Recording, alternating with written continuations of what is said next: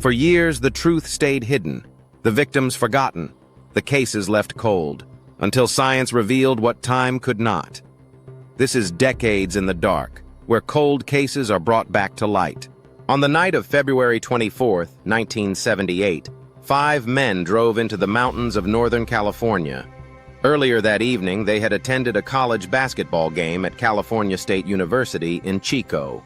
The arena had been loud and full of energy, and the group had been in high spirits. But the game itself wasn't even the most exciting thing on their minds. The next morning, they were scheduled to play in a basketball tournament of their own. For them, this mattered. They had practiced constantly and talked strategy like any competitive team. They expected to win.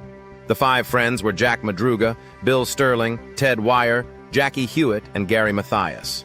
Jack Madruga, 30 years old, owned the car they drove that night, a 1969 Mercury Montego, and friends described him as the most responsible of the group. Bill Sterling was quiet but deeply loyal to the team.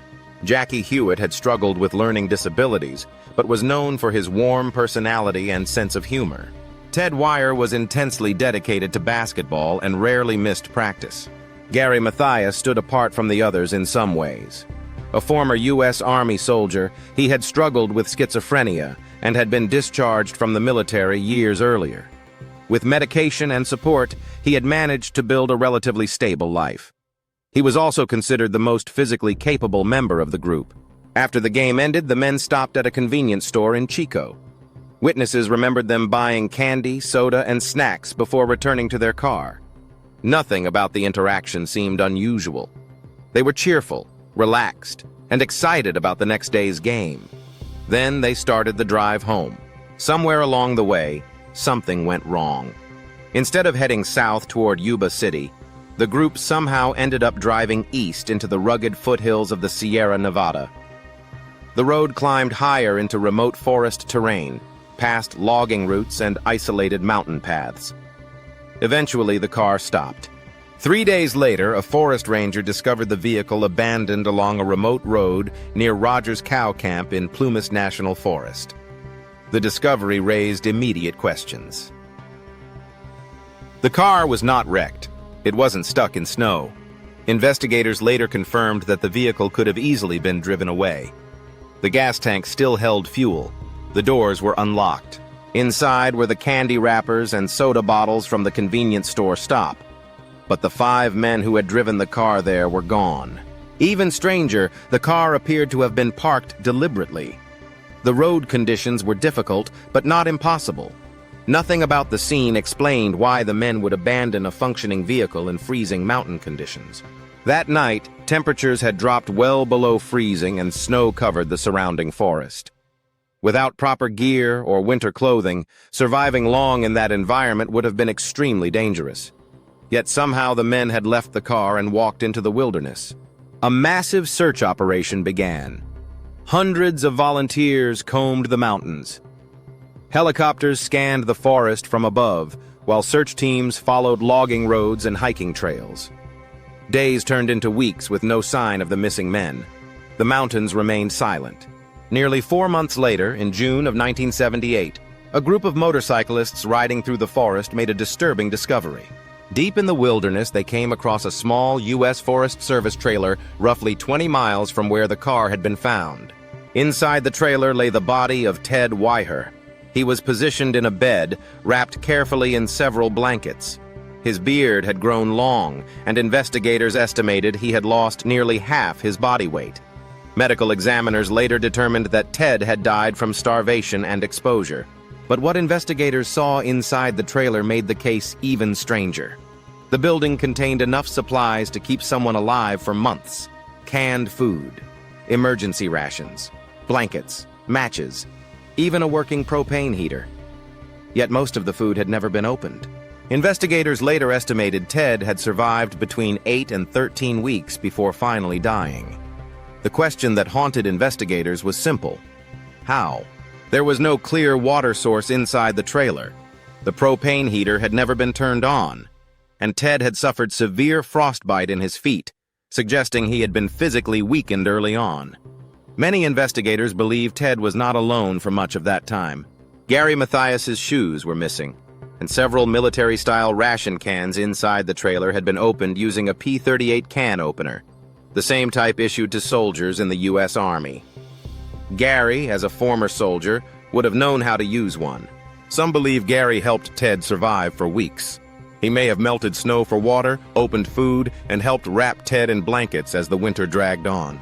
At some point, investigators believe Gary may have left the trailer, possibly searching for help. If he did, he never returned. As search teams expanded the area around the trailer, more remains were discovered. The bodies of Jack Madruga and Bill Sterling were located outside in the forest. Both had died from exposure while attempting to navigate the freezing terrain. Several miles away, searchers eventually found the skeletal remains of Jackie Hewitt. But Gary Mathias was never found. His disappearance remains one of the most chilling parts of the case. Investigators spent years trying to reconstruct what had happened that night. One possible explanation is that the men simply became lost. Some investigators believe they may have taken a wrong turn while driving home and unknowingly headed deep into the mountains. But the road where their car was discovered was nearly 70 miles from the route they would normally take back to Yuba City. Friends and family later said Jack Madruga knew the area well and would have had little reason to drive that far into the wilderness late at night. Another theory suggests the men may have encountered someone else on the mountain road that night. The car was functioning, it had fuel, and nothing appeared to be mechanically wrong. Yet it had been abandoned suddenly. Some investigators have wondered whether something or someone frightened the group enough to leave the vehicle and run into the forest. A witness named Joseph Shans later claimed that while his own car was stuck on a nearby road, he saw a group of men with flashlights moving through the darkness. He also reported seeing a woman with a baby nearby. But investigators were never able to confirm his story. Another possibility centers on Gary Mathias himself. As the only member of the group with military training and outdoor experience, he may have taken charge once the men left the car. If Gary believed they needed to keep moving to find shelter or help, the others may have trusted him enough to follow. Some investigators believe Gary may have survived longer than anyone realized. With his military background and outdoor experience, he may have attempted to find help once the others had died. If that's true, Gary could have wandered deeper into the mountains before succumbing to the elements. Others believe something else may have happened that night. Whether the men simply became lost, encountered someone else in the mountains, or panicked after taking a wrong turn remains unknown. What is clear is that their final hours were marked by confusion, exhaustion, and a desperate attempt to survive in a brutal environment. More than 40 years later, the mystery of the Yuba County Five remains unsolved. 5 men entered the mountains that night. Only 4 were ever found. And somewhere in the vast forests of Northern California, the final piece of the puzzle may still be waiting, hidden beneath snow, rock, and time. The case endures because nothing about it feels complete.